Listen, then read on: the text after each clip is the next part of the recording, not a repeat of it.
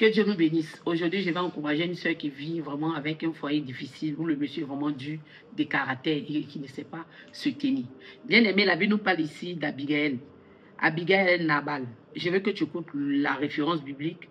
Tu nous écoutes pendant que nous sommes en train de faire la lecture pour que tu tires une belle leçon de ce que tu entends aujourd'hui. Je sais que c'est ton jour, c'est le jour de ta bénédiction. Que Dieu te bénisse. 1 Samuel 25, 2 à 3. 1 Samuel 25, 2 à 3.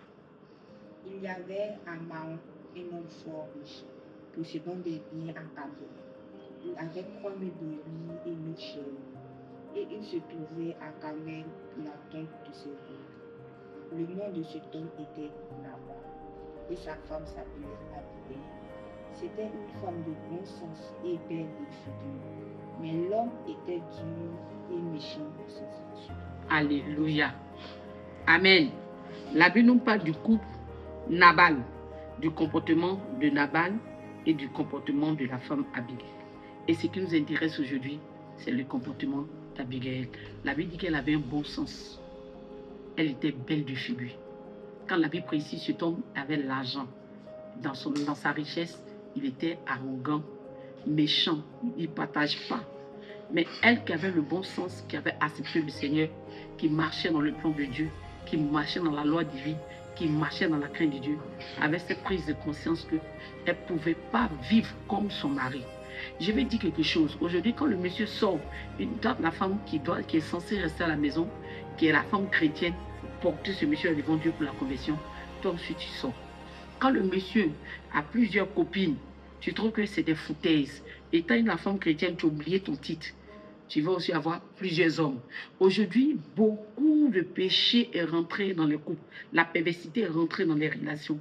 Juste pourquoi? Parce que la femme ne sait plus quelle est sa place. La femme chrétienne ne connaît plus avec qui elle marche. La femme chrétienne ne connaît pas en qui elle a mis sa confiance. La femme chrétienne ne sait pas qu'il y a un Dieu au-dessus de toute puissance, au-dessus de tout pouvoir qui exerce. Comme je le disais, la Bible nous dit quoi? Satan rôde. Dans 1 Pierre 5, 5, c'est au verset, je crois bien, 8, si je ne me trompe pas. La Bible, Satan rôde cherchant qui dévorera. C'est-à-dire Satan rôde dans le but d'attraper quelqu'un pour le mener en enfer.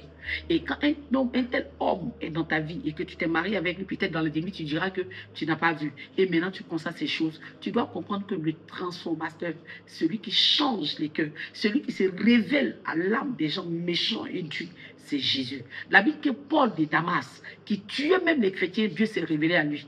Il est temps que toi, tu comprennes que femme, Abigail n'a pas marché comme son mari. Abigail n'a pas marché comme son mari. Abigail n'a pas marché dans le plan de son mari, mais Abigail a marché dans le plan de Dieu. Son mari faisait ce qui n'était pas bon, mais elle changeait les données en marchant dans le plan de Dieu. La Bible dit quoi? Pendant qu'un moment donné de la vie de Nabal, et voilà, un moment donné de sa vie où il était en train de perdre ses troupeaux, où il a donné à ses serviteurs de perdre ses troupeaux. C'était un temps fort où la Bible dit que David a constaté, est parti garder avec ses hommes ses brebis. Ils ont gardé ses brebis. Et au moment opportun où David a eu besoin de lui, Nabal a refusé de les aider. La colère a pris le cœur de David. Et David a pris un décret avec ses hommes. Il est parti, vous dit, il ira vers la maison de Nabal, tuer tout le monde dans la maison de Nabal. Mais la Bible nous dit quoi?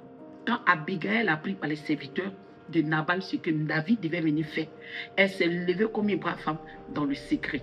Elle n'a rien dit à son mari, elle ne s'est pas opposée à son mari, elle n'a pas parlé avec arrogance, elle est partie dans le secret. La nourriture ou l'action qu'il ne pouvait pas poser, la Bible dit que Abigail est partie dans le secret, elle a bâti un hôtel, elle a posé une action devant David. Le cœur de David a été touché et il n'a pas pu détruire la maison d'Abigail. Je vais juste seulement te dire, il y a un homme fort qui est en train de combattre la vie de ton mari. Il y a un homme fort qui est en train de contrôler le cœur de ton mari.